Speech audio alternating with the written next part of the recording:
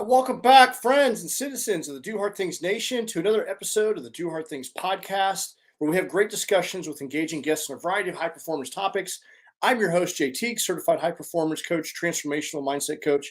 In today's episode, I have an honored guest by the name of Josh Hatcher.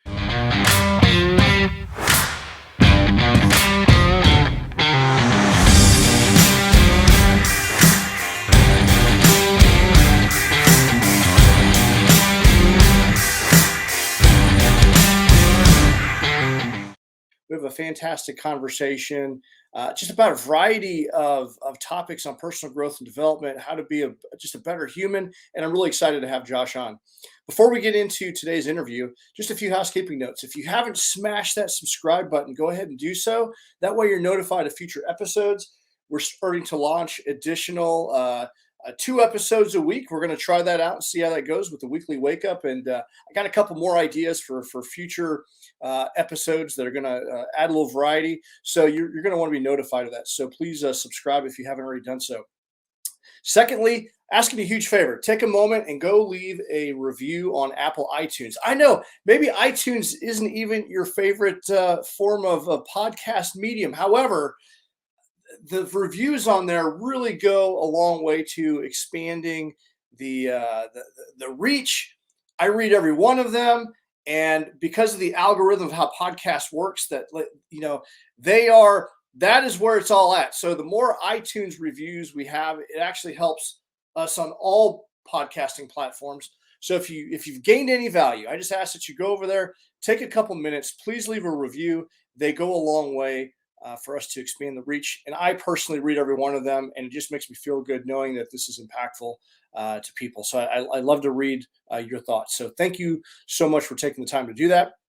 And then thirdly, share with your friends. Take a screenshot of this episode or another episode, tag me in it. Let me know what your thoughts are on it, what insight. I love to know what your insight was from any of the work. If you've coached with me, I'll always ask you at the end of the call, hey, what insight did you gain? What insight did you get from that book? What insight did you get from that podcast? What insight did you get from that movie? I love to know, like, what was the thing that stood out, because it's interesting how we as people, like, we'll read a book or we'll have a conversation and we can get a big nugget that is different from one another. So I'm always interested to hear about that. So let me know what your takeaways are. This episode is sponsored by DHT Coaching and Consulting, LLC, which is founded by yours truly. And if you go to www.jteagues.com, you can see all the offerings there. Offer one-on-one coaching, group coaching, leadership performance workshops. I recently flew out to Albuquerque and delivered a workshop to a team of recruiters, about 60 people, a 2-day workshop, speaker series, coaching events, and look out for other special events that will be coming soon. I also send out a weekly motivational newsletter with updates on what's going on in the community. So head on over to jteagues.com and see all the great things that are happening over there. Also, a shout out to Do Hard Things Apparel, www.dohardthingsapparel. So if you want to get the patch that I'm wearing on my hat or any variety of shirts, all of these things are about grit, fortitude, discipline, and show the world that you're part of the Do Hard Things Nation. You got to pay your taxes and get out there and get after it. Pay your sweat taxes. And Do Hard Things Apparel is a just fantastic brand. It's all stuff that we love to wear. It's incredibly soft, and there's a variety of stuff that we're going to continue to roll out. So, all right, let me introduce to you Josh Hatcher. So I'll read his bio, and then we'll get into today's episode. Josh Hatcher is a storyteller, poet, and master of practical advice. Josh is a personal development author, poet, and songwriter. He lives in Bradford, Pennsylvania. He's a husband, father, and grandfather. Josh draws inspiration from his family, from his faith, from nature. He has a background in journalism, broadcasting, and marketing, and finds fulfillment in being creative and mentoring others. Josh is the founder of Manlihood.com and host of the Manlihood ManCast, which I've been honored to be a guest on. We had a fantastic conversation there, so check that out. Manlihood helps men be better through personal development, resources, and building a brotherhood, hoping to level up as men. And so without further ado, let's get into today's episode. Well, welcome, everybody, to another episode of the Do Hard Things podcast. I'm your host, Jay Teague, certified high-performance coach and transformational mindset coach. It's been a minute since I recorded, so I kind of stepped on there for a second. But anyway, welcome, everybody, to another episode. I have in studio Josh Hatcher. And Josh, it's great to have you here, man. Yeah, Jay, I appreciate you having me on, my friend. Well, tell us a little bit about who you are and what you do. Yeah, so I am an author, a poet, a grandfather, a father. I have lots of roles, but probably I think my biggest and one of the things uh, I'm kind of becoming most known for is my work with Manlihood.com, which is where we help men be better men. So Yeah, you're starting the movement. I mean, the movement is happening. It's already started, but you're creating a huge movement over there, and the work that you're doing is incredible. And I was honored to be invited on your podcast, talk about doing hard things. And you've had a lot of great guests, a lot of great conversations. It's in my podcast lineup. So, that's awesome. as my friend Dale Walls, who's host of the Lions Guide, would say, is like you're another soldier on the front line. We're doing the same type of work, just trying to make the world a better place, right? Yeah, definitely. And it's been really awesome to be able to have some amazing conversations. I know having you on was awesome. I learned a lot from that conversation, and being able to talk to everybody from Judge Joe Brown to the guy from um uh 90s super group tag team, and then to be able to talk to like even like just like the guy that lives down the street that I know that has I've just been able to talk to so many different people about so many different things, and with masculinity being at the core of it, how to be better men being at the core of it. And um yeah, it's been a really interesting journey. It's been a lot of fun, and it's we were able to starting to hit some big milestones in terms of numbers, and that's been exciting. And I don't do it for, and I'm sure you can relate to this too. Like, yeah, it's exciting when you hit 100,000 downloads, or it's exciting when you hit 20,000 on YouTube, and you're like, hey, 20,000 people have watched my content. That's awesome. But like, dude, like when I connect with the people that I know at church or down the street, and they come up to me and they're like, hey, man, like, I just want you to know that I appreciate the work that you're doing. It's made a big impact on me. And, you know, listening to your podcast or listening to you talk to that guest, it really taught me something I didn't know, or made me think about something I didn't think about. And like, dude, if I had one of those, it would all be worth it. That's why I do what I do, because I want to help someone else grow, and it helps me grow. That's what motivates all this. I think because I mean you've been doing that a little bit longer than I have. I mean your growth inspires me because I'm trying to catch up to you, man. But that's one of the things that I've noticed. I've had this podcast for about a year, and the conversations that I've had, I always walk away knowing something more than I did when I started, and I always try to tease out something that the listener can maybe latch onto, maybe a habit or a technique or something that they can put in their back pocket so that it can make their life a little bit better. And you're absolutely right. I love seeing the milestones of the podcast growing. But what's humbling is someone reaching out and say, hey, you know what, that conversation you had with Josh, what he said about the man cast, like really resonated with me. And that gets you in the feels, man. That makes it all worthwhile. And Yeah. just like you trying to start a movement, do hard things, trying to create a nation of people, because man, the people just need this work, man. I mean, our society right now is it's in a very, I don't know how to describe it. I'm very concerned, and I just want people to not make the same mistakes that I did. And I think that we can live a better life, and I think that we can show up better as leaders in society, better parents, better partners. There's just, I don't know. So I'm with you, man. Yeah. Well, you know, there is a part of our society that, if we look at history, and I know, like, I'm coming from a Christian perspective. I try to make sure that what I'm putting out is accessible to anybody. Anybody is welcome, even if I disagree. Or, you could worship Satan, and you could, listen to the podcast and have a conversation with me, and we can learn from each other, even if I think you're completely wrong. You know what I'm saying? Like, I'm okay with that. Like, Yeah. I don't agree with you, but we can learn from each other. But I'm coming at it from this Christian perspective, and I look at like where our culture was, who we were as a people, and I understand why this modernist and then postmodernist movement decided it had to deconstruct and tear everything apart and kick it out, because there were a lot of things that we weren't always getting right, you know But for Yeah. goodness sake, how many baby Jesuses do we throw out with the bathwater? You Yeah. know, like like like that's what's wrong with our culture, is that we have lost any sense of community that we used to have, centered around moral teaching and encouragement and building each other up. I grew up in an old fashioned Baptist church, and everybody like hates on these independent fundamentalist Baptist churches. And I understand why, because when you look at TikTok and you see how crazy they are, you know, like that wasn't my experience. I had like real, genuine people who cared and who like shepherded and guided and taught, and little old ladies who taught Sunday school, and the guy the guy that showed up every week to church with like a pocket full of uh, hard candy and would give it to all the kids. You do that today, man, and like you're on To Catch a Predator, because people don't get it. But Yeah. like he just loved kids and wanted to do something kind. And we always called him the Candy Man, and he was a good man. And like now here we are, and our culture has just fallen so far short of what it should be, that it's even hard to think about a guy giving candy to little kids without us thinking of the bad things. Yeah.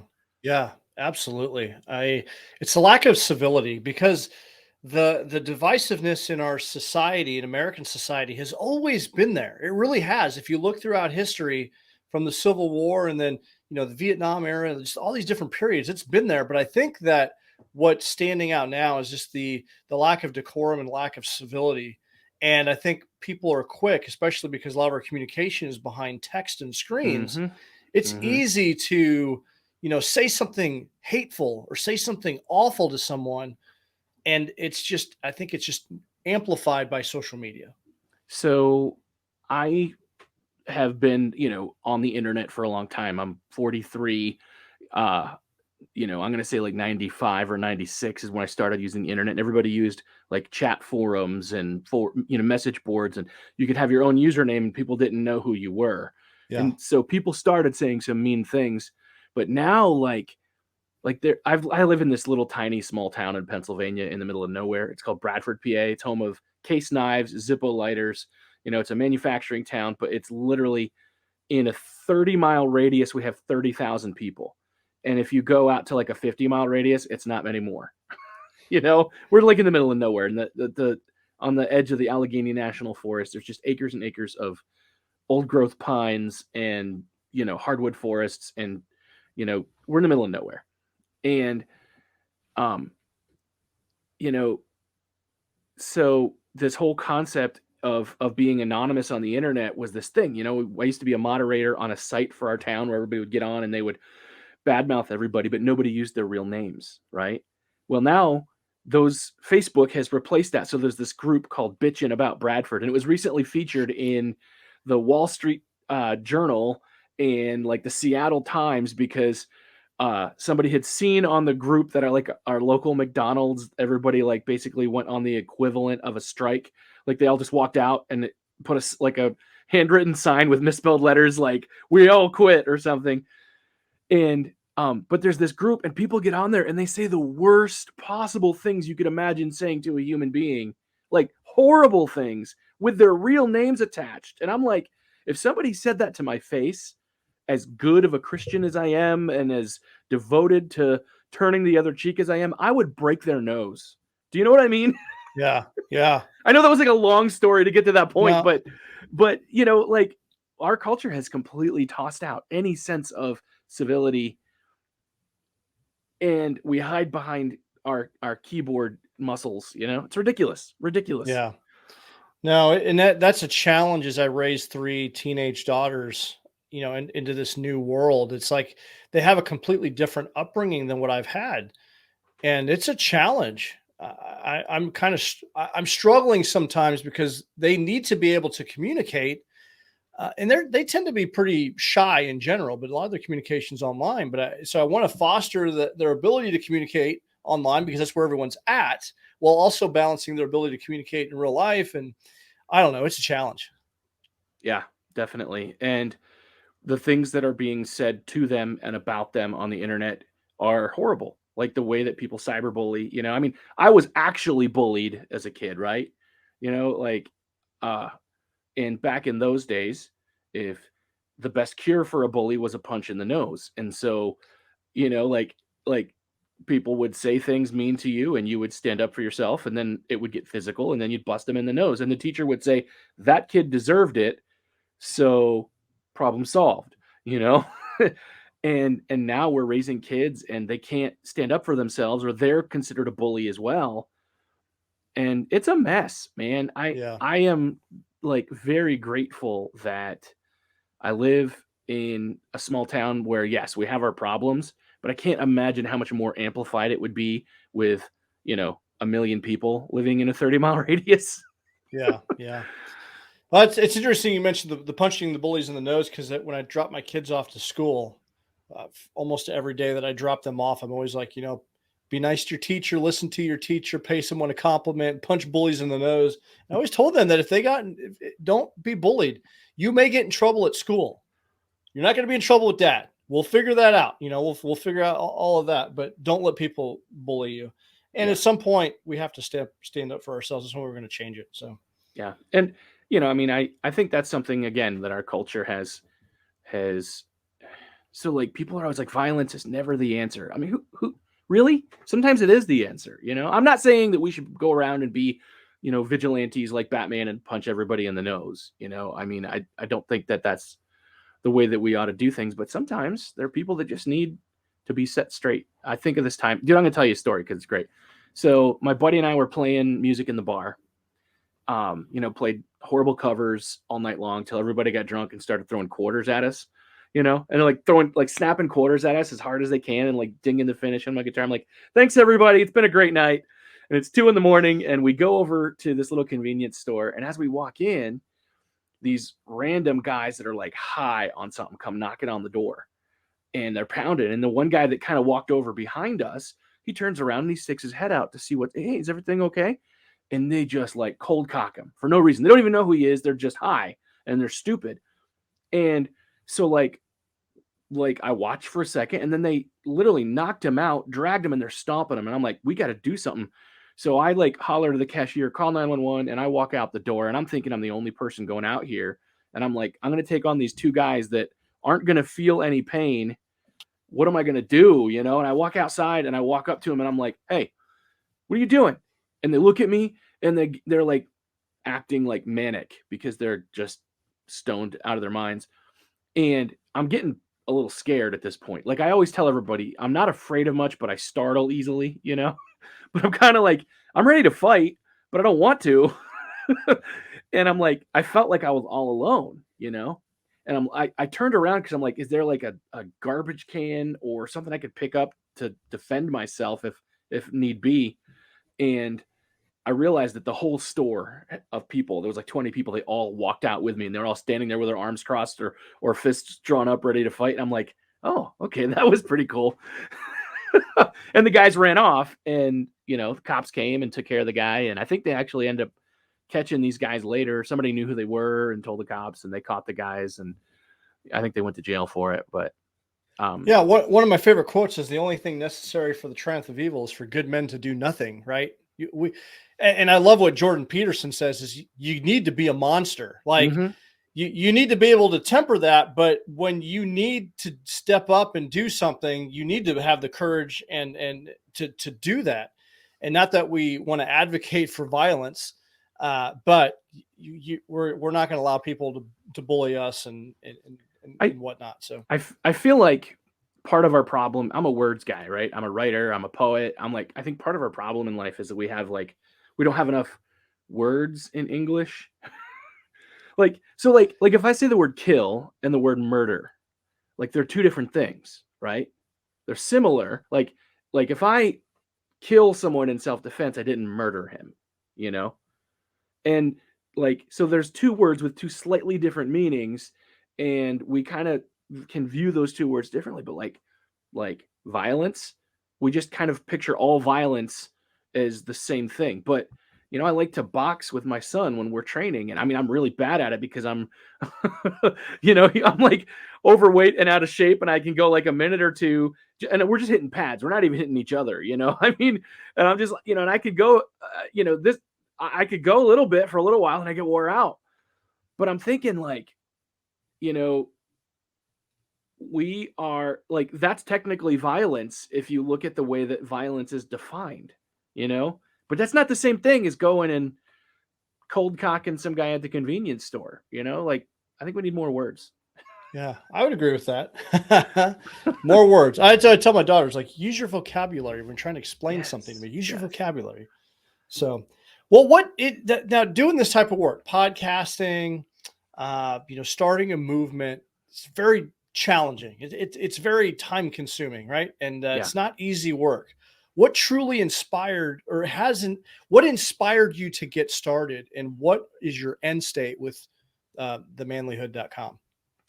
So I would say the thing that really motivated me was I found myself in this spot where I was a youth leader for a long time in the church, moved to another town and always kept in touch with those kids that I had mentored. I mean, when you're a youth leader, in a church, that's your job. Yeah, you're teaching them about the Bible, but you're also just mentoring them with life. You spend a lot of time with these kids. I spent a lot of time.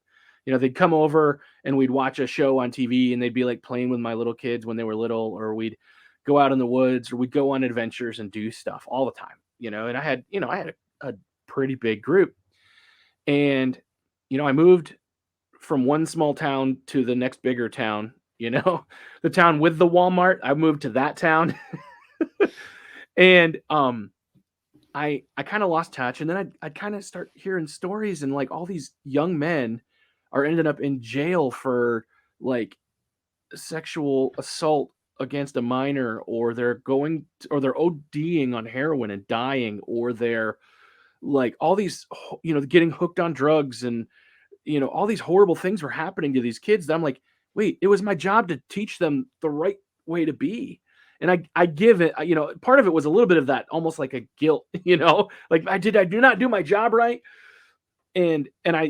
So I started asking a lot of questions like, all right, what I realized is that like we have a culture and a system that teaches you the morals that you're supposed to learn up until the point you're an adult. And then it just assumed that you know them, right? You know the right things to do. You know how to live a better life. You know how to be a better husband or a better man because you've learned it by the time you graduate high school. No, high school and even youth group doesn't prepare anybody for real life at all.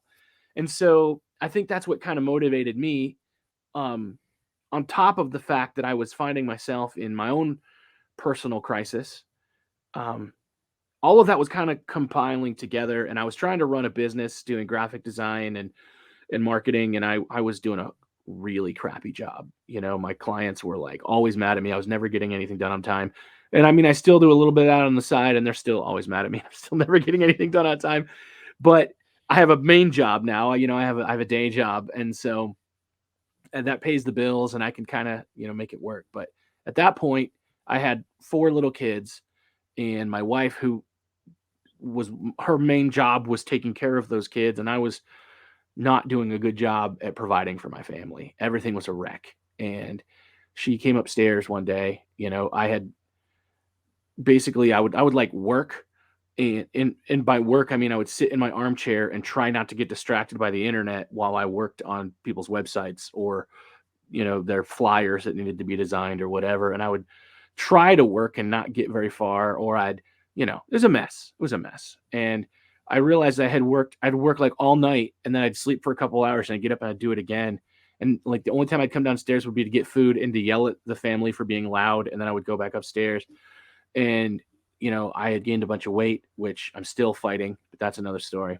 But I was a mess, man. I was a mess. And my wife came upstairs after I had done one of my, coming out of hibernation to growl at the pack and going back upstairs. And she comes upstairs and she says, honey, I promised that I would love you forever. I promised that we'd be together forever and I'm not going anywhere. But did you have to make it so damn hard? I mean, my wife's a Sunday school teacher. She was a Sunday school teacher then. Now she's a pastor. But like, Like for her to say that word, man, it was it was a big deal, you know? And I'm like, it just rocked me to the core when I recognized here I am, all these things kind of converged, and I'm like, what am I here to do? Who am I? And I started kind of working through my purpose, my mission, my vision, my values, and actually writing them down and starting to work through that process because I didn't know who I was. I actually pulled out my journal and like the first thing I did was I just said, I need to write down everything that I know about myself that's true. Because I was questioning it, man. I'm like, who am I? What am I even here to do? What am I doing? And so I wrote and I wrote and I wrote. And then, I really got some clarity in recognizing like I almost felt like a call, like you have a mission to do, you have a job to do. There are people in your life, men and women, but particularly men who need the lessons that your father taught you that you're not listening to, you know, who need encouragement, and you're letting them down because your life is a wreck. And Yeah. um, that motivated me to start making a lot of changes and to take being a dad seriously and to work harder and provide better for my family and to um it was just a massive change happened as a result of that. Um and I recognized through that, and it took a little while to really all kind of gel into the movement that it is, but yeah, that's kind of where it started and what put that fuel under my belt. So It's always interesting. These movements always start from like someone having like a moment, like something's got to change. It definitely happened to me, and I like the. I mean, I came from I'm a product of I'd say a fatherless home, and someone recently asked me if there's one problem that you could address or attack or change if you had a magic wand, what would you change? And I said fatherless homes. I truly believe in our society that is one of the probably one of the greatest problems that we have. Not only just fathers not physically being there, but fathers that are like physically present, but they're not engaged with their family.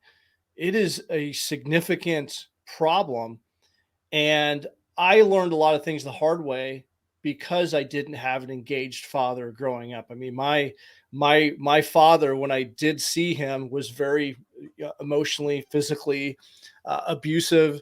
I knew what not to be. I knew the exact on the one end of the scale of what not to do, but I had to learn a lot of things the hard way. And I I am highly educated, and I did all that through the military. And in all that education, no one taught me a lot of very basic life skills that would have made my life better. And it's really disappointing. And I guess that's one of the reasons that I'm doing the work that I'm doing. And I love everyone out on the front lines doing this type of work because it's not being taught in in schools, and because of lack of fathers and engaged parents, and people straying away, whatever your thoughts are on religion, society in general, I think it's deteriorating at a faster rate, and it's problematic. so I like telling stories if you haven't figured that out yet. I had a great dad, and I remember there's this moment that it's burned into my memory where, I mean, like I said, we grew up in a small town. We would always have this massive garden, and our property was right on the edge of the town swimming hole where all the kids in town would come to go swimming. And when I say a small town, like the town's like 700 people, you know what I mean? And we knew everybody. And all the kids would come swimming, and, you know, it's getting towards the end of summer. In fact, I think school had started, so it's right before like the garden is kind of getting ripe now. And I was at school, and there was three boys who lived, across the tracks, and uh, they didn't go to school that day. And Dad went. He worked shift work, so he was home during the day that at that point, and he went out in the backyard and realized there's these kids stealing his vegetables out of his garden. And he's like, what's going on? And so he caught him, and he's like, what are you doing? And they're like, oh, we were hungry. And he's like, get in here. And he brings him inside, and he cooks him lunch, and he talks to him, and he sends them home with bags and bags of vegetables. And, a couple days later, they came back. They didn't go to school. They came back and they were hungry. And dad come on in. He, made them a big lunch. And I'm at school and I get home and here's dad playing with these kids in the backyard and like showing them our rabbits, which we raised for meat. So he's showing them, he's building them, he's playing with them. He's building them a rabbit trap so they can catch some of the wild rabbits that live nearby. And I'm like, I come outside and I was like, I get off the school bus and I was mad because these 3 boys would pick on me really bad in school. Like they were mean to me, really mean boys. And I wanted nothing to do with them. And they went home and my dad was like, I yelled at him. I'm like really mad. Dad, what are you being nice to those kids for? And he told me, he's like, dude, not everybody has a good dad like you do. And I'm going to say I was probably like 9 years old. And dude, that rocked me when I realized how I just like felt that gratitude. These boys were stealing food because they were hungry. So dad not only was loading them up with vegetables to go home, but, and feeding them lunch and then teaching them how to catch some wild rabbits and then raise them so that they could have meat anytime they wanted it, And I'm like, I don't know. Like I was so blessed to have a dad who took the time to teach me, but then also then just showed me the importance of the fact that not everybody has a dad. And so sometimes I had to share him, but then he also set that example for me for the rest of my life to recognize and know and understand. Sometimes you have to be the dad to that kid in the neighborhood that doesn't have a dad. And you know what? When you look at it that way, there's actually plenty of dads to go around. If we all just like you don't even have to have kids, but if you see a kid that needs a mentor, step up, man. Step up. I love that. We definitely need to step up more. I think that's how we kind of fix the problem, or at least try to bridge that gap, is by stepping up in volunteer roles, or if you see opportunities, to step up and do that. What were some of the, you said your dad was a great dad. What were some of the characteristics or attributes that he had that really stood out to you? So I know we talked a lot about violence earlier. So my dad demonstrated what it meant to be gentle, right? Like I always think of, like, you think of gentle and you think of kind of weak and soft. No, I mean, like my dad was the physically strongest man I know. I watched him like pick up a refrigerator, just like bent down and squatted it and picked it up onto the porch. Like he had more physical strength than anybody I know. Like later in his life, when it was time for him to retire because he was disabled, the doctor was like, did you realize that your back was broken in 2 places? I don't know how long ago it was, but your bones basically grew back. That's why you're in so much pain. Like that's just, so he just had this strength, like a grizzly bear, but he was so kind and he was so gentle. Like, we'd wrestle and he would show me his strength, and he would, I that's just like an important lesson I think I learned, is that that gentleness is really strength under control. It's not softness and weakness. Yeah. It's strength under control. It's a Yeah. choice to be gentle. So that's one of the biggest things I think of. The other thing, oh my gosh. So this dude, I might like start sitting here sobbing. I lost my dad at the very, like a couple days into 2019. And there's not a day that doesn't go by that I just don't like ache to hear him say, I love you and I'm proud of you. He ended every conversation of my adult life that way, that he loves me and he's proud of me. But even when I didn't deserve it, which is another thing we should probably think about as we're conveying, whenever I end my podcast all the time, I love you, I care about you, and I'll see you next time, and there's a reason I do, because like, dude, like we need to hear it. Nobody says I love you anymore, and we need to, and my dad would go, his funeral, we called it a funeral. So my dad was actually a birthday clown. Like he had a side hustle, which is another lesson all in its own, right? Dad always had ways to make money aside from his job. Like he would do leather crafting, we raised meat rabbits, but he would sell baby rabbits to people for pets, and he would, in that little town that we grew up in, 700 people, people need a project done. And so nobody hired handymen. If there was one guy that knew electric and another guy that knew plumbing, they just helped each other out, They just helped each other out. Like, dude, I've got this plumbing problem I can't figure out. And the guy that knows plumbing comes over and fixes it for him. And then when he's like, man, I got this electrical problem I just can't figure out, then the guy that knows electrical just comes over and fixes it for him. Or this guy's like, man, I really want to build my kids a rocking horse for Christmas. Then the guy that knows how to do woodworking just does it. Like, they just took care of each other, you know? And so like, and he did that a lot, especially with the veterans in town. Like, they'd meet for coffee. They'd look out for each other. They would take care of each other. But like, in all of that, just, you know, Dad was a birthday clown growing up. So we'd, you know, like, it was always, so like, it was always laughter and fun all the time. Dude, the worst is getting spanked by a clown, though. I'm just saying, like, dude, like, do not misbehave. It's not traumatic at all. No. Like, I actually remember, like, I didn't get spanked a lot. I probably should have been spanked more, but I remember one time having Dad mad enough he hadn't taken his makeup off yet. And he's like, you know, but you know, he taught me to be productive, you know, and to find something that you love to do and then monetize it, you know. He got really good at it. He was an amazing clown, you know. He was really good at it. Like, people that were always afraid of clowns loved him because he was so good at it. You know, they weren't afraid of him because he was so good.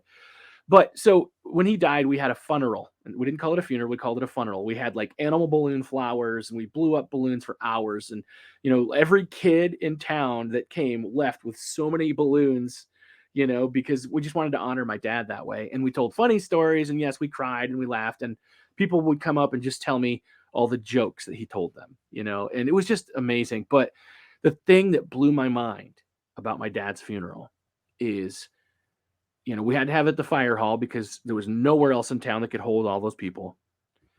And waitresses and store clerks and just people that, you know, the postman, they'd come up and they would tell me a story about how my dad basically saved their life because he just smiled at him when he was checking out, and he always asked how they were doing and actually cared. You know, like, that lesson right there is the last lesson that my dad left me, because I've seen it my whole life, but I didn't know it, you know. But to see the impact that this man left, like, I told you I was gonna cry. Yeah. You know, he left like a hole, man, like a crater when he died. Like, you know, because so many people, their lives were drastically changed, and it wasn't like, we're not talking like, he wasn't rich. It wasn't like he would just go and like give people all this money.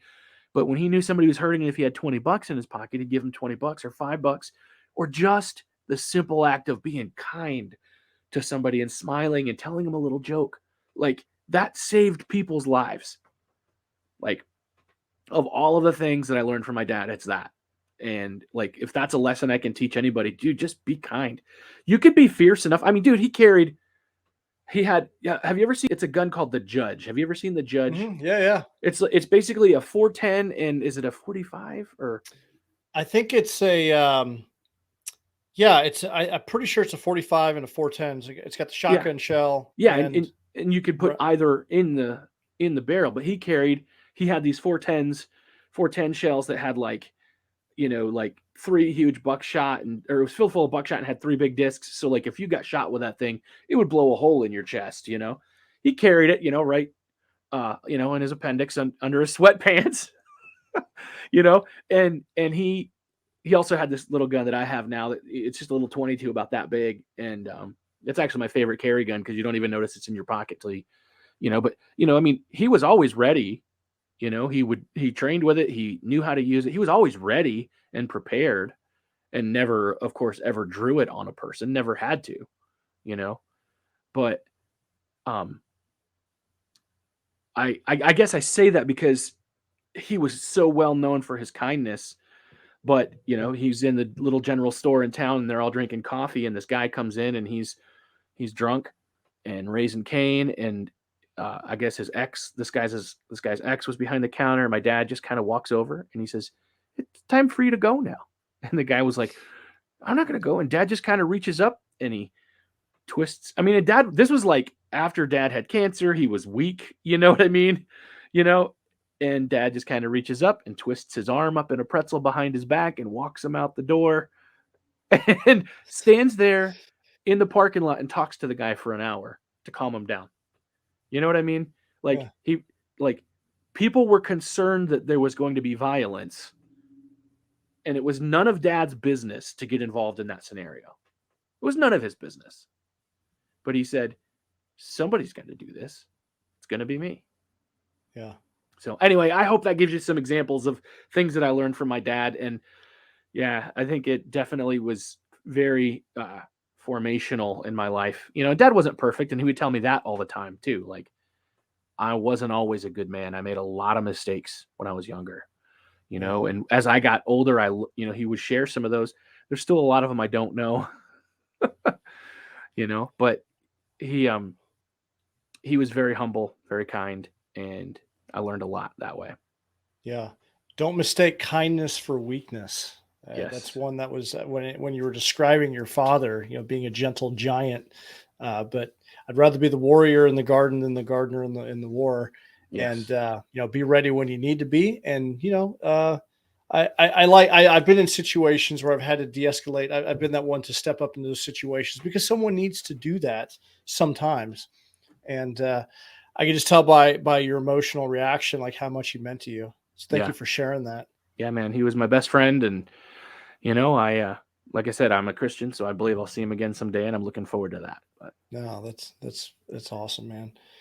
Well, thank you for sharing that. As far as let's talk about what are some of, beside your father, are there any great influences that you've had, or any influences that have helped you in regards to the manlyhood movement? yeah, so there have been many. I have read a lot over the years, and so you know, this is something that I tell people all the time because people don't understand this part of it. If you want a mentor, you want someone to mentor you. Like, people write books because they feel a passion for mentoring you. You know, Jordan Peterson didn't write 12 Rules for Life for the fun of it. You know, Ryan Mickler at the Order of Man podcast, who I would consider an influence, even though we started about the same time, or maybe me a little ahead of him. He took off, but he does really good work. So you know what? He puts it out there because he wants to mentor and shape and encourage people. So I learn from him. And like, yes, we actually do have some communication back and forth. And if I ask him a question, he'll answer. I don't know that it's a formal mentorship, but you know, at the same time, even, John Maxwell is an amazing leadership guru, is probably a bad word, but that's what he does. John Maxwell, Stephen Mansfield, who wrote Mansfield's Book of Manly Men, has the Great Men movement. These men are taking the time to invest in you. They write that book so that, in the hopes that you would read it and that you would learn from it. Like, it's very informal. It's not quite the same as flesh and blood mentorship, but you know what? It kind of counts too. So that I know has been a big influence on me. Those are some of the men anyway, but that concept of just learning from people like that. But then also, just like, there are some real life flesh and blood best buddies that I have. I think of my buddy Brian Mahaney, who's just big old burly, hairy guy, who, he loves to work on cars and he loves to make stuff, and he's artistic. But he's like, just you can hear him talking a mile away, and he's just always an encourager. He's always been kind of my number one fan. You know what I'm saying? Like, and your number one fan is also not afraid to tell you you're being an idiot. You need people like that in your life. Oh, and and like, if I do something great, he'll tell me. And if I do something dumb, he'll be like, dude, that's dumb. Stop doing that. Yeah. And I have a good number of friends like that, close personal friends who just take the time to invest and teach and coach and share. Most of it is very informal. It's just buddies. And, and honestly, like, I went from my entire childhood until about 8th grade not having any friends. Like, part of it was my own issues, my own struggles, my own beliefs about myself. And then part of it was, when you have that shame kind of built into you, which is, a long story that we could probably spend a whole podcast on unpacking where that shame came from. But, so then if there is someone that actually wants to be your friend, you can't even see it, And so I was picked on, bullied, humiliated because I projected that. You teach people how you want to be treated, right? And I know that now as an adult, but I didn't know it as a kid. So I went my whole life with no real friends until about 8th grade, and then I met some of the closest friends I've ever had. I found my place, I found my tribe, and it was in the arts, it was in drama, in music, and and I got to have good friends. And it changed my life. But then I got to the place where I just decided, I think everybody's my friend, whether they want to be or not. And so I just I seriously, we've had a few conversations online. We had a conversation, but if someone is talking to me and they're like, hey, I need somebody that knows how to do this. And I'll be like, I've got just the guy. He's my friend. His name is Jay Tiggs, and I'll connect him with you. But that's the way I view the world now. Yeah. And so I think when it comes to influences and mentorship, most of it happens within that context, just treating people and viewing them as friends, That's a good attitude to have in life. Especially I struggled. I was pretty much I was a nerd growing up, and I didn't have good social skills from just being in an abusive home. And so I struggled for a long time. And there's still some aspects of me that I still struggle with conversation sometimes. I have to really force myself to get out of my shell sometimes because of that. But I have far more friends now. But I remember those periods of my life where I didn't have friends as a child, and it was hurtful. We could probably have a conversation about the shame and all that. I probably empathize a lot with you in that. Yeah. Because I was a nerd. I had the big glasses, Oh, and yeah. I wasn't very cool at all. And I was poor, and I wore old clothes, and I was straight up nerd. Yeah. Same kind of situation here. And add on top of it some, yeah, let's have that conversation. This is uncomfortable stuff to talk about, because you said that you struggle with coming out of your shell. Yeah. I struggle with being out of my shell all the time when I should, I share too much. I'm an overshare. And that's kind of the joke amongst my friends. I had hemorrhoid surgery, and dude, my closest friends were about to kill me. Cause I had all these questions, I get a friend who's he's like a nurse at the hospital. So he's very well educated, and he's probably smarter than most nurses because he's constantly learning and educating himself. And I asked him all of the questions you're not supposed to ask your friend, but this is my life. This is who I am. But so, yeah, the shame, man, this is some stuff I've been working through here recently because, so early on in my marriage, when I was growing up, sure, porn had a draw, but I didn't have access to it, So for me, it was the Sears catalog or something like that. You know what I mean? You used And to send the Victoria's Secret magazine. You could get that in the mailbox. That didn't come to my house, but I could find something. There's always something. We'd go upstairs and watch Channel 50, which was just beyond the reach of the cable channels, and it was scrambled, and you'd watch for an hour just to get one glimpse of an unscrambled nipple. You know what I mean? And dude, that would last me for months. That was my life. Now I'm looking at the TV behind you now. It's giving me memories. Don't look at it. Don't look at it. No, but that was my life. It shouldn't have been, but as a teenager, and so then I got married very young. My wife and I got married when, it was just after my second year of college. And so I had just turned 20, and she was just about to turn 19. So 4th of July, 1998, we got married. And then 4th of July, 1999, we had twins. Oh, wow. And, we've got and now they're both married. One of them, one of those twins has a baby girl. So I've got they both got married the same year, which was nuts. That's another long story. But anyway, you're a 43-year-old grandpa. You mentioned grandpa earlier. That's well, awesome. we said that too, at the very beginning. We want to have our kids young so that we'll be young enough to enjoy our grandkids. So, and it was all, everybody was, it's just amazing. It's been an amazing experience. But so here I am, I start my marriage out, and now I've got access to the internet, and I discover internet porn, dude. And like that's not compatible with someone who's living a biblical Christian lifestyle. Like, it's not. Like, you can't do this and claim this, but it was only an extension of what had already been there for a long time. And then, so you know what? It took a long time, almost lost my marriage twice. Like, it wreaked havoc on me. It really did. And then, got clean. But you know what I did is then I took that same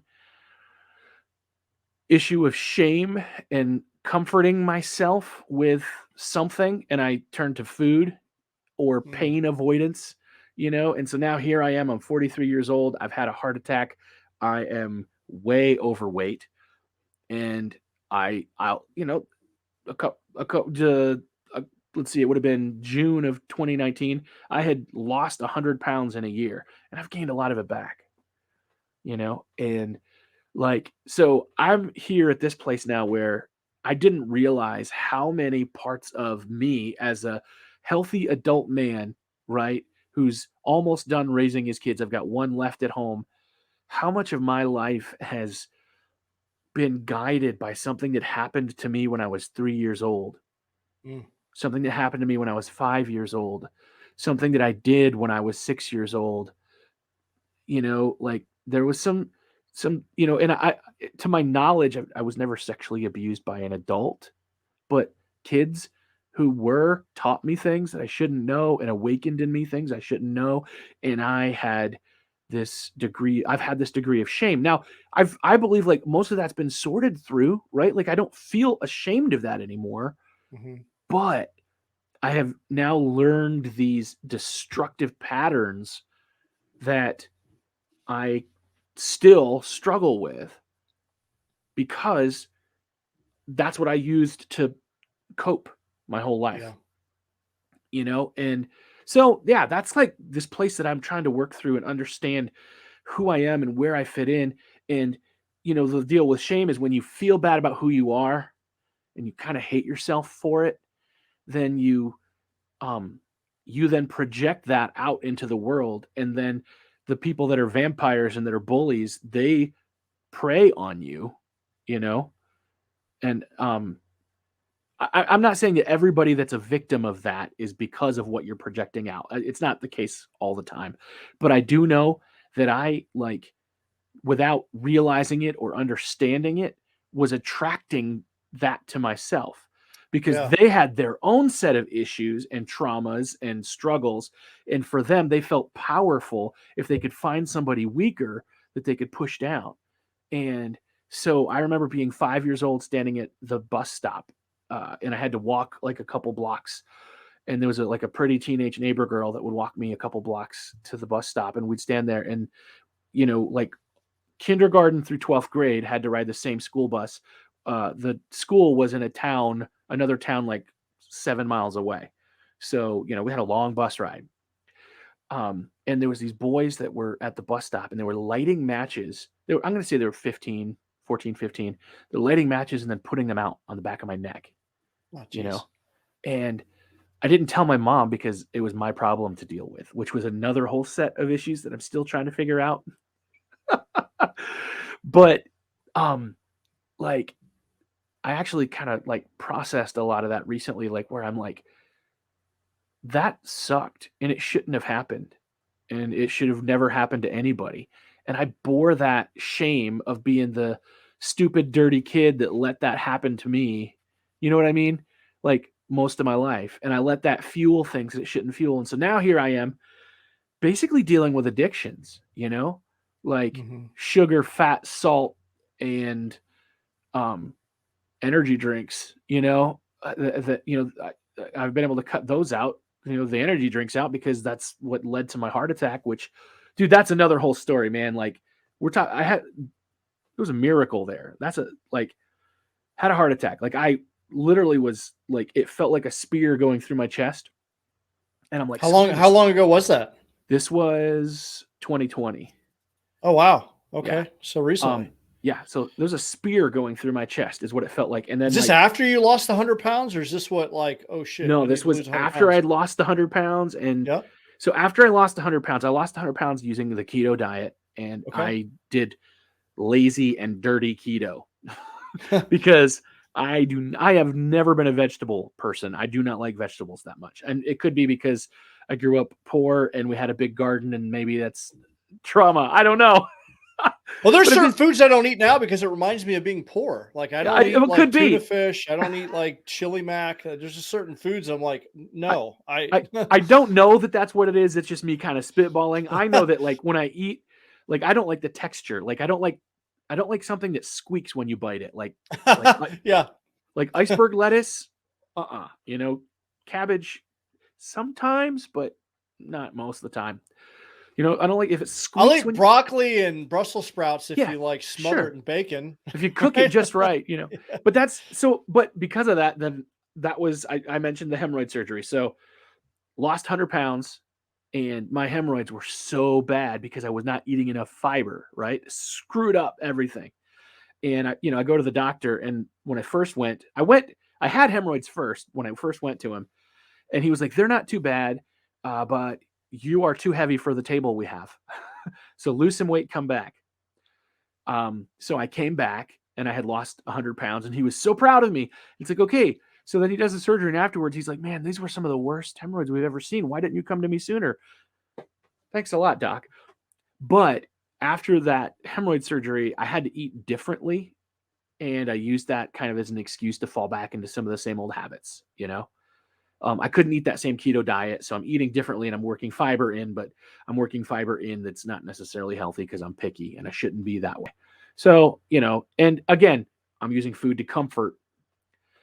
And so I gained some of it back. So where I'm at right now, and this is actually something that I'll be talking about on my podcast soon. I haven't talked about all of this journey, but so, dude, this past couple years has been nuts.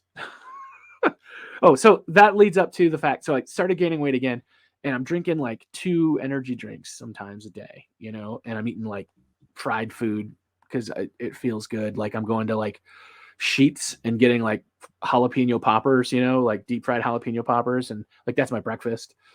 And It's a I'm a vegetable, mess. right? Yeah, it's a vegetable. I'm a mess, dude. And so I'm sitting there at work, and I'm like, it just feels like I'm being stabbed. And I went over to my boss, and I'm like, "Hey, dude, I'm gonna drive myself up to the hospital." He's like, "Everything okay?" I'm like, "I think I'm having a heart attack." He's like, "What?" I'm like, "Yeah."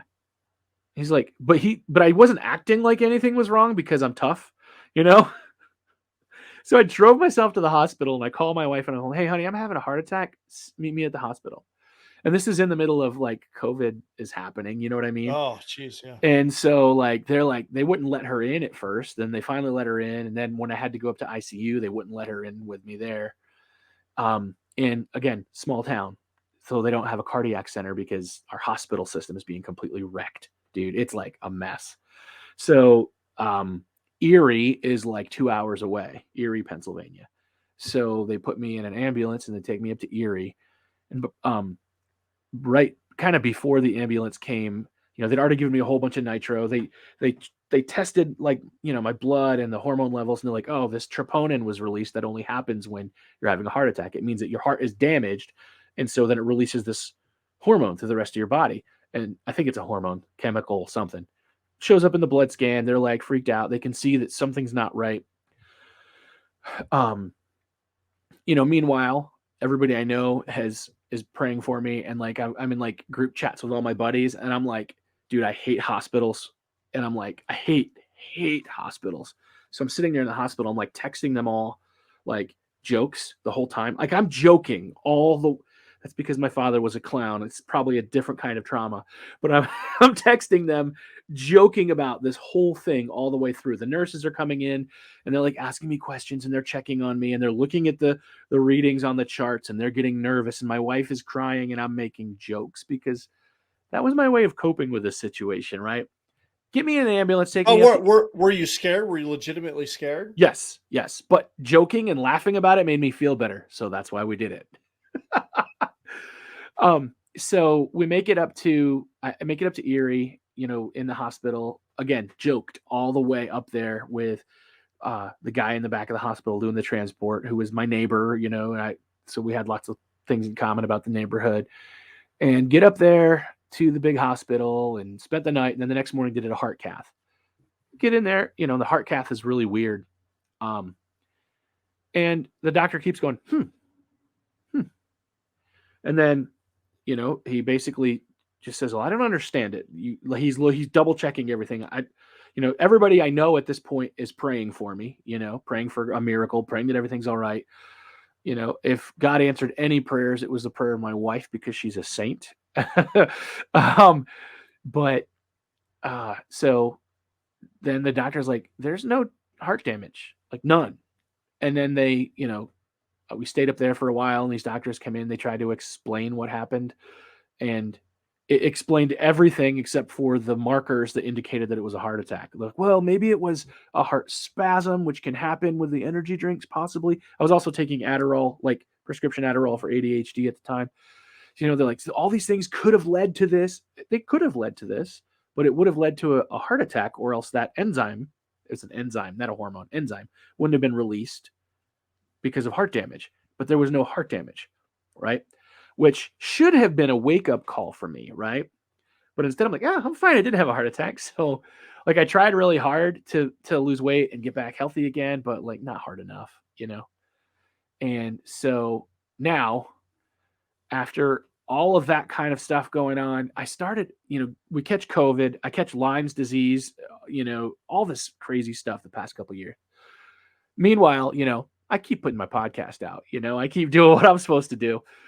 But so then after COVID, I started having vision problems, and I thought it was COVID related. Come to find out, I've got cataracts.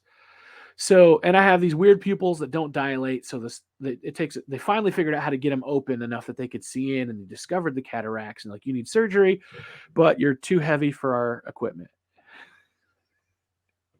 So we talked about it with the doctor. I'm like, how much do I have to lose to make this happen? And they're like, if you lose 40 pounds by this date, we can do it. So I'm like hammering it right now. So my surgery is scheduled for April. One eye the 1 week, the other eye the next week, in the middle of April. And I'm like hammering it, man, to lose that 40 pounds. And I'm like, I've lost 10 like in the past like week. So I'm looking at the math, and I'm like, dude, I can do this. I can lose the rest of this. I can make it happen. I can get my eyes fixed. I won't need glasses. I'll be able to see. And I'm like, yeah, this is awesome. So, but it's funny because, like, now I'm setting that goal to get my eyes fixed, but I'm recognizing I have some major changes to make afterward. Mm-hmm. Like, this is deeper than just, oh, Josh is going to get his eyes fixed. Like, no, like I'm starting to recognize and see that I use the food to self-medicate deeper internal wounds that I think I take care of, right? You think you sort it out and you fix it, but what really is happening is I stuff it deeper.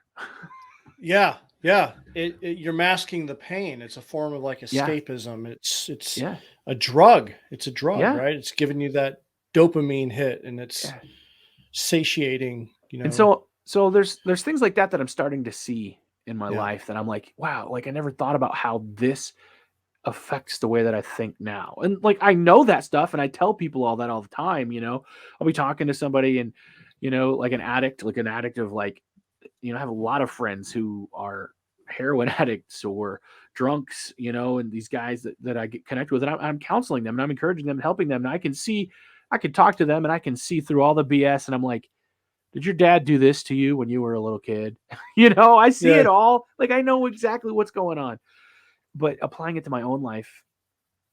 And I have done a lot of that work. Some people call it shadow work, but I don't like to call it that. But you know what I'm saying? Like, that stuff where you visit the darkness inside and you sort it out.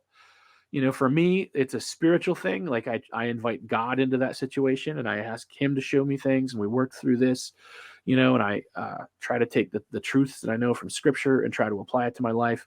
But I'm recognizing that there are still things in me that, and I know this because of the symptoms, the outward signs, dude, like I am like easily 200 more pounds than I should be, you know, maybe 150 if I end up all muscle. So, I'm like those outward signs are obvious and everybody else sees them too, like I can't just ignore those. So the outward signs are there. I'm working through this, man. And I'm like, where does this come from? And I'm starting to see like some of these things that I thought I had sorted out. All I really did was like sort them and then just kind of pile them back up in the corner. So yeah, I got a lot of stuff I'm working through right now. I think so many people have things that they're working through. And I appreciate you saying that. I mean, I think that I look back at my teens, my 20s, my 30s. Didn't have that level of awareness of why I was doing the things that I did.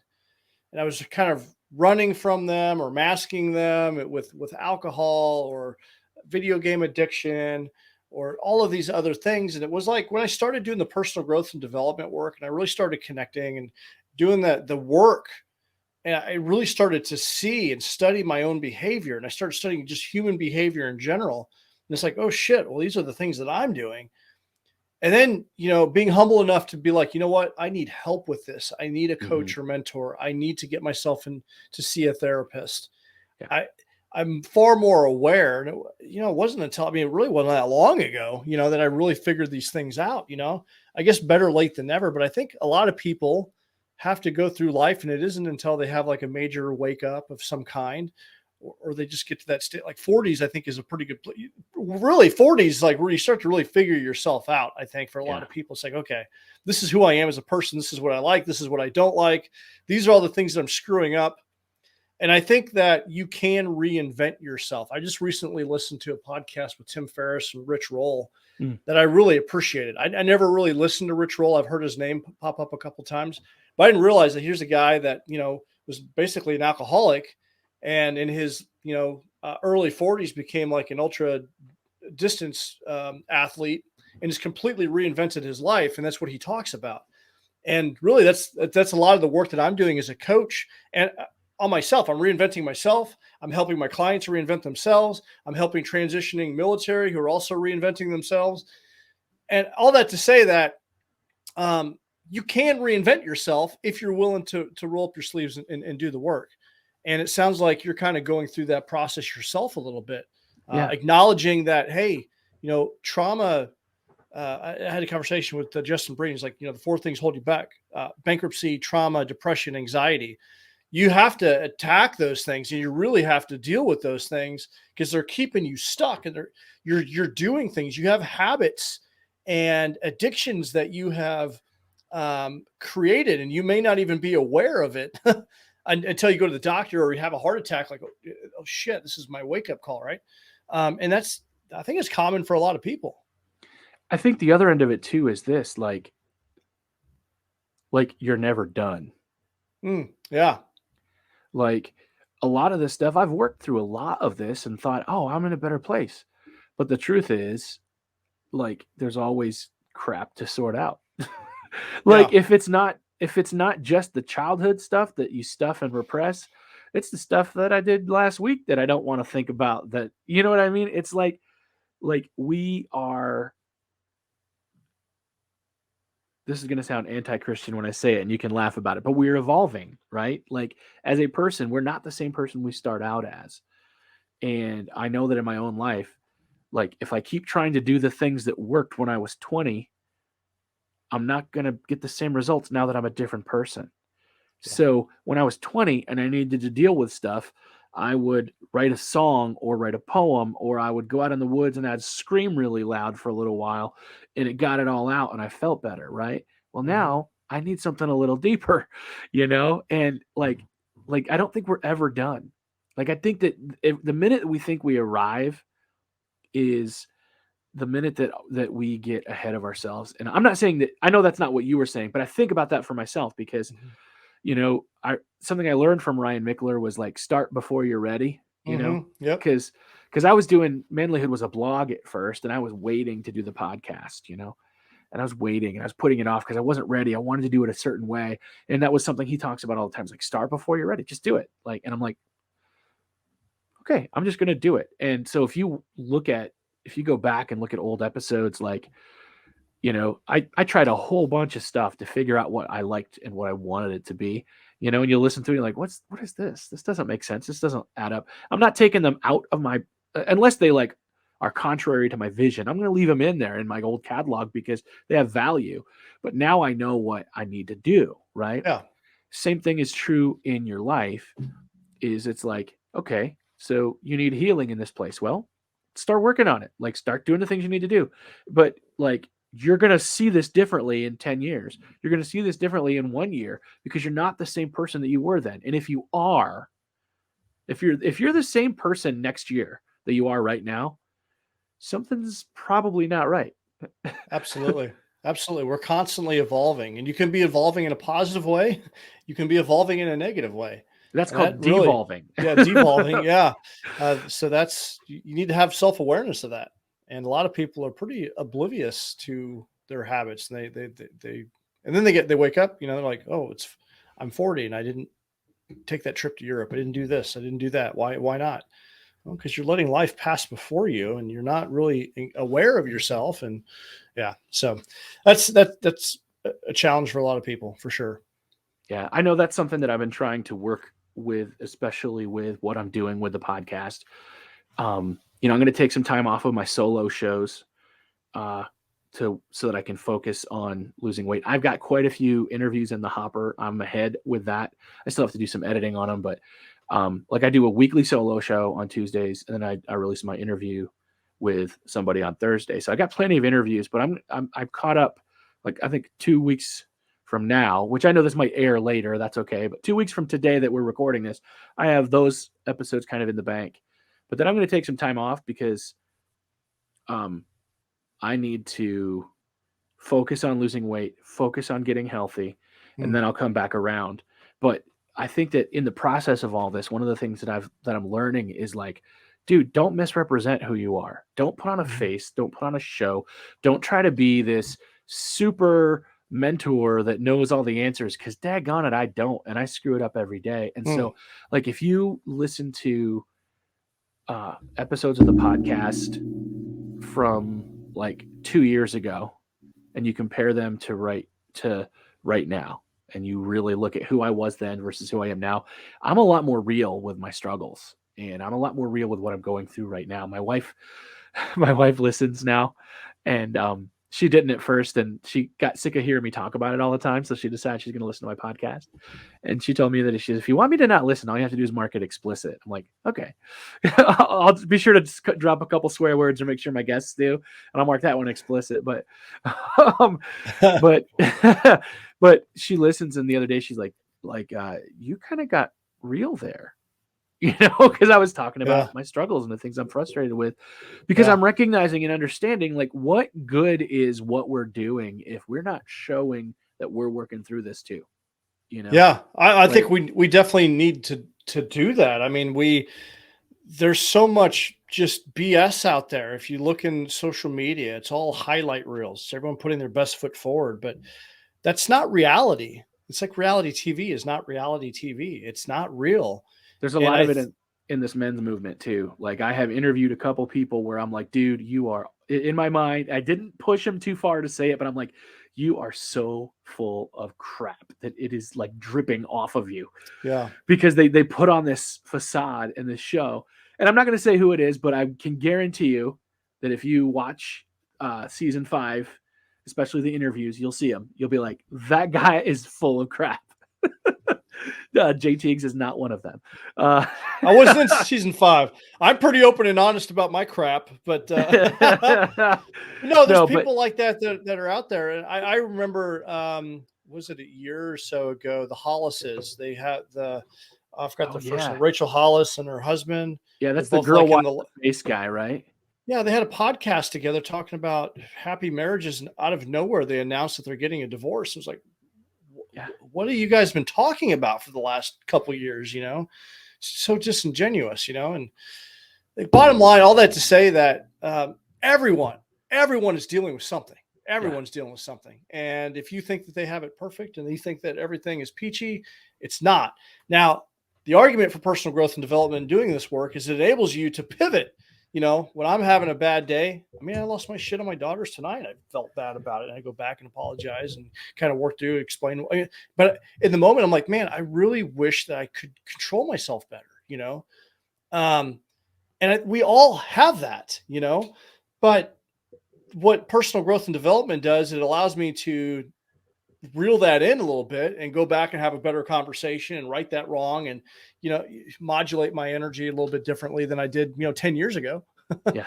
So it's all about being better. It's all about evolving, right? That's why it's called development and not development.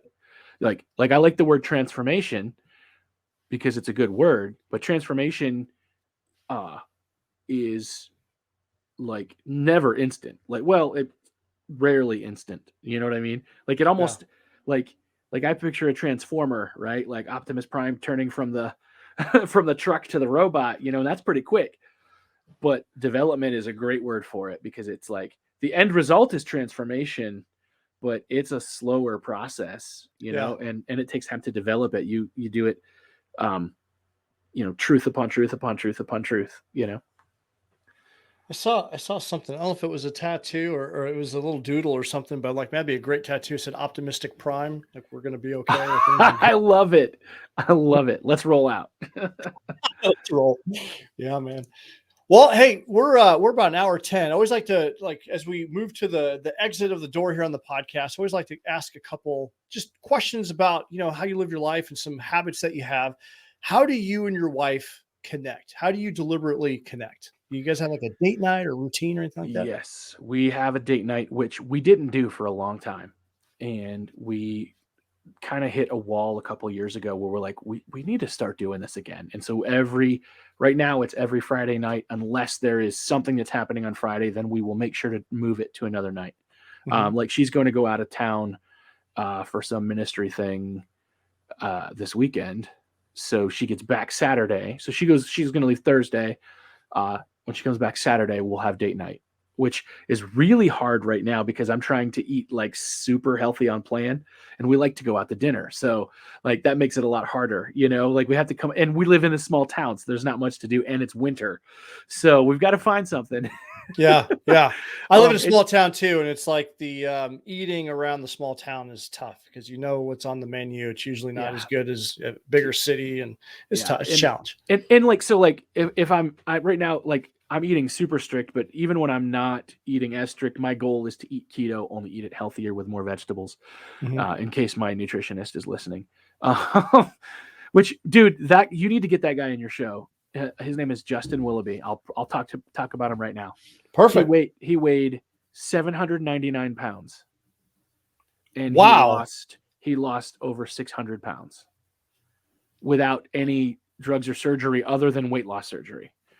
Wow. That dude is amazing. He's got an amazing story and he is literally one of my best friends in the world. Like I've known him since he was a teenager, and we have been like, I knew him when he was like 500 pounds and I've watched his journey and there is no excuse for me to not be healthy. Like if I'm not healthy, it's because I'm an ass because I literally have the top resource that I could possibly have that is willing to train me and help me and coach me. And if anytime I keep having to remind myself, like, dude, like you're an idiot. You've got the wealth of information, like a text message away, and, but he's been really encouraging and really helpful and, it's been good, but he's long story, but so eating out is hard right now, but we're finding ways to make it work.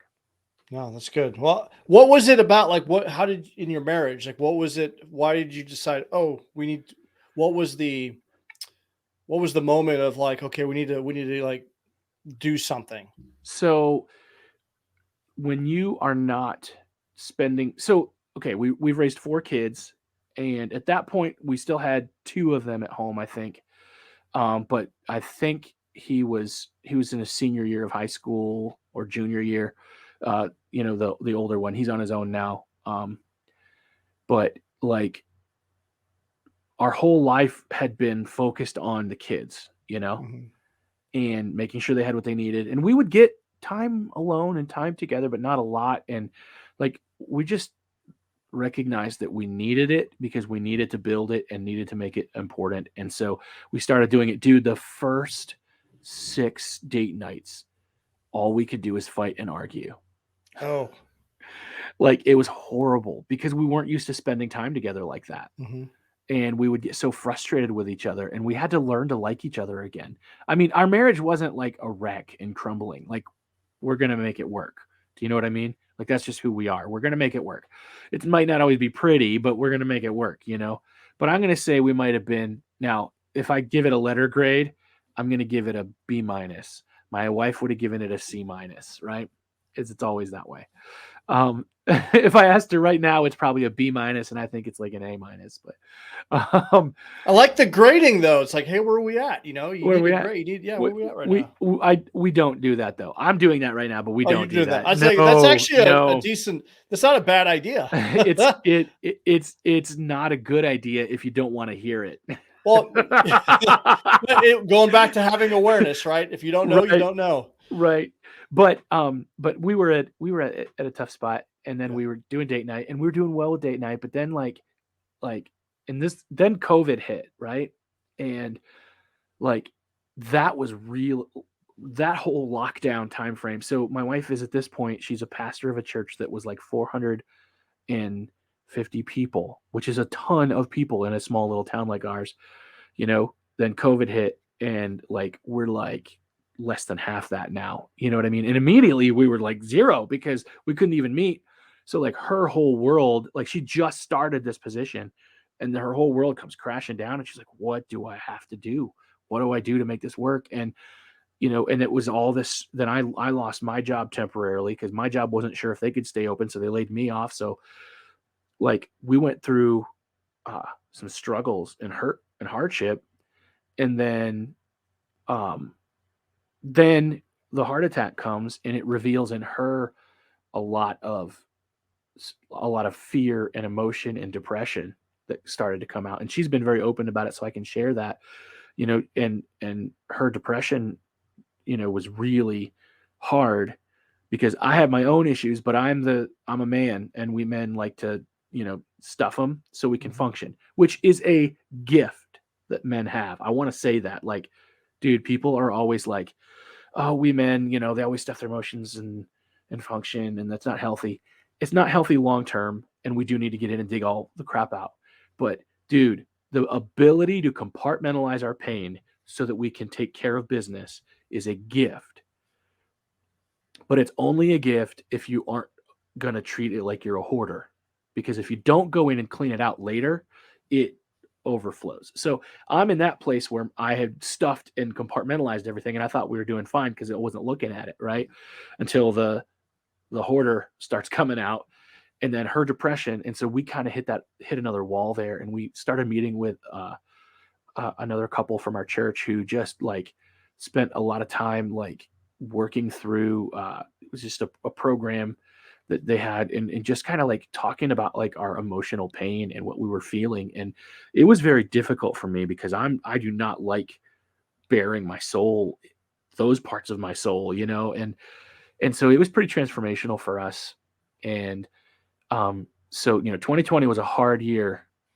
I'll say this: if you know anybody who has any position of leadership and had to make hard decisions in 2020, anybody in any position of leadership, and they had to make those kind of decisions, dude, you owe them like a hug.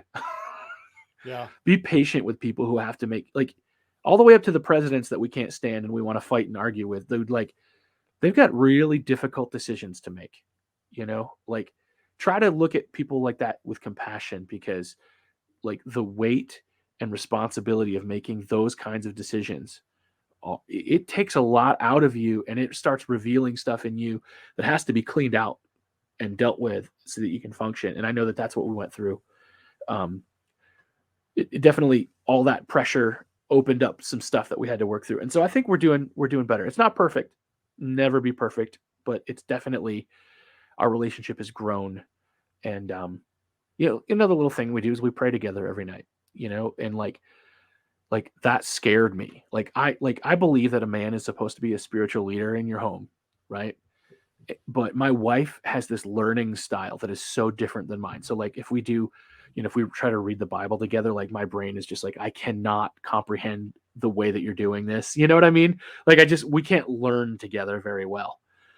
And so like that woman has always been a very spiritual person, and I'm a spiritual person, but she can spend like 24 hours in prayer and not blink. Like that's just the kind of woman she is, Wow. So I'm like, man, pray together. Oh my gosh, that's going to take forever. My ADHD is going to make me, have a cow. And so we're just decided, like, let's just keep it simple. Let's just like say what we're thankful for and ask God for the things we need help with together and pray for each other, and like almost every night. Like we're not going to tonight because by the time we're done with this, she'll be asleep. So, we won't get to pray together tonight, but we try to almost every night. We just say a quick prayer together. And like that has actually brought us so closer, because it's hard to be angry at someone that you're thanking God for. Yeah. You know what I mean? Like when you're full of gratitude and you Yeah. express that gratitude, it does change you, Yeah. When you're in deep gratitude, it's hard to be upset or anything. Like if true gratitude, that's powerful stuff. I like the praying together. You don't see that with couples very, very often or anymore in general. I know it stands out. I see people at a restaurant praying openly. You don't see that very often. It stands out. Yeah, and it doesn't have to be long and fancy, or just make it simple. Like, Yeah. Like people come to my house and I think they expect it because like my wife's a pastor, like the dinner prayer is going to be really long and elaborate. I'm like, God, thank you for this food. Thank you for our friends. Amen. Like that's enough. Like it counts. Yeah. Yeah. Like it doesn't have to. I mean it, so it counts. God doesn't love you any less. You acknowledge him, right? So yeah. What books? What 3 books have impacted you the most, or what book have you gifted the most? So when you ask about what have I gifted the most, that is something that's new because I didn't ever do that before. And part of it was because as we were clawing our way out of poverty, I couldn't necessarily afford to do that. But I have a book that I have just recently discovered. And right now I've got a group of guys that we meet together every week on Monday night, and we're going through this book. And because of that, I bought a ton of them. Some of them gave me money for them. I didn't care whether they did. I was going to buy them anyway. I invested. And the book is called Battle Cry by Jason Wilson. Have you read that yet? I've heard someone talk about that before. Dude, I've not read it. So the first thing you need to do, Jason Wilson was on Rogan, and Jason Wilson was on Order of Man podcast with Ryan Mickler. Watch those episodes. I mean, if you can handle Rogan, I love Rogan, but it's 3 hours usually. And I'm like, man, a 3-hour podcast. No, you can forget. I'm out. So like whoops. I just dropped a book. We're We're good. That's good. So, but that book is amazing. And I've given more of those away than I have any other book because it is really good. But other books that I actually really resonate with and appreciate is Mud, Sweat, and Tears by Bear Grylls. I mean, that's not higher on my list. It's lower, but it's a great book. Like his autobiography is great. And then there's a self-help book that is kind of all related in there that is really good. Like I really appreciated it because the chapters are short, they're pithy, and they're wise, and they're great. I loved Mansfield's Book of Manly Men by Stephen Mansfield. I've also led people through that group as a group in a discussion, which is great. And I'm also going to say Wild at Heart by John Eldridge, which is an amazing book that is life-changing for a man to go through. He's writing definitely from a Christian perspective, but it's written in a way that even if you don't agree with it, like even if you're like, well, I don't know if I am a Christian or not, I'm agnostic or atheist, the principles apply. Like they translate very well. The book's come up a couple of times. I think maybe Mickler had mentioned that book, maybe someone else. It's definitely on Mickler's most read list. I can say I read it first though. It's awesome. Well, no, I'll have to put those on my reading list. Yeah, definitely reading those. Definitely read Wild at Heart. That's probably, I think it's the most important book for a man to read. Because I think it definitely has a framework and challenges things in a really wise way. So That's great, man. Well, before we go, I always like to hand over the mic to my guest. You've asked me questions before because I've been on your podcast, but what do you got for me? yeah, so let me think about that for just a second. Okay. So you've been in the military for a long time. Yeah. And I think you kind of hinted that that career is starting to transition a little bit. Is that going to be difficult for you to go from military to civilian? Like, what kind of adjustments do you need to make? Yeah, that's interesting that you say that because the transition is incredibly difficult, and I'm finding myself having a lot of emotion. It's almost like you're grieving the loss of something, and there's some fear. When you're part of the military, I've been doing this since I was 17, and I've actually just had lunch with someone today who we worked together really closely. He's actually going to be out 6 months before me. Same thing, trying to figure out, who is he, trying to figure out purpose, trying to navigate these emotions. And oftentimes what happens is as you're transitioning out, like you're a senior leader. So I've been in a couple like really stressful leadership positions. I had 2 commands back to back. And then they put you up in a cubicle, like you have no responsibility. And the workload is like, because you're transitioning. So they're like really like giving you some room to breathe. But it's weird because it's like you go from like just being 1,000 miles an hour, all this responsibility to like a nobody. and then you're looking at like, how am I going to do this? I mean, so the emotions that I'm dealing with is I'm excited because the military, there's some things that I'm definitely over, but that the sense of camaraderie, well, people say this, you don't necessarily miss the military, but you miss the people. Mm-hmm. And I have forged a lot of friendships. I have a lot of great memories, and there's just a structure to it that I have been able to thrive in the environment because, I would say a lot of aspects of the military life have been very effortless. If you're a disciplined person and you just work hard, you can thrive in the military, but that structure is going to be gone. And as I talk to my civilian friends and people that are in that world, it's like the structure isn't there. And that kind of makes me a little nervous, but as I've had conversation, and one of the people I've had conversation, like Mickler, it's like, well, you can create your own structures, but you have to have the discipline to follow your own structure. But all that to say that, yeah, I think it's very common for people to struggle with their emotions as they transition from the military. A lot of the unknowns, finding that next mission and that next purpose. And I became a certified high performance coach to help people. But as I start to look at who do I want to work with, I'm gonna create a program for transitioning veterans because as I go through this, I'm like, it's all about we talked about this earlier, reinventing yourself. I'm kind of going through that process myself, and I know that that's critical for a lot of other people to help them reinvent themselves, and that's the kind of work that I want to do. So I know it's a kind of long-winded answer, but No, it's a great answer. And to be fully transparent, I had a therapist and she moved on to another job, and I'm dealing with a lot of emotions. And I'm like, I told my girlfriend not too long ago, like, I need to go talk to somebody because I'm finding myself a little moody, a little sad. Like I said, I feel like I'm grieving something. I'm nervous. I'm scared. A lot of my fears are BS, but I need someone to kind of talk these things through. And I have a coach and a group, and I'm dealing with that, as well. So having a team of people, having mentors, having a therapist, you need to, I don't, that's something I wish I would have embraced a long time ago. Having a therapist, having a mentor and a coach, because the power of having both of those in your back pocket is really powerful. And if I could give anyone advice, go get a therapist, go get yourself a coach and mentor, get involved in a group of people that are doing that growth work.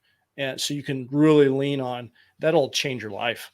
And so, yeah, that's that. So there's a lot of emotion, bottom line, and it's not an easy thing to do. Yeah.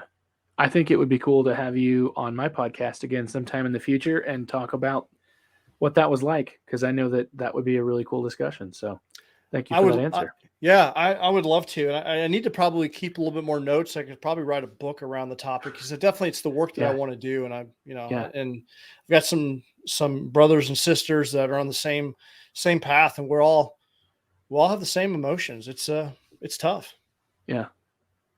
Awesome. But well, Josh, you get two podcasters together. We could talk all night, man. It's been an hour and a half, and I know it's late where you're at, but we need to get together again. I'd love to do some more work. I enjoy our conversation. I appreciate the work that you're doing, and for anyone that's listening to my podcast, go follow Josh Hatcher and what he's doing, and follow his movement with the Manlihood movement, and subscribe to his podcast and listen to what he's got going on. You're doing great work, man. I appreciate you.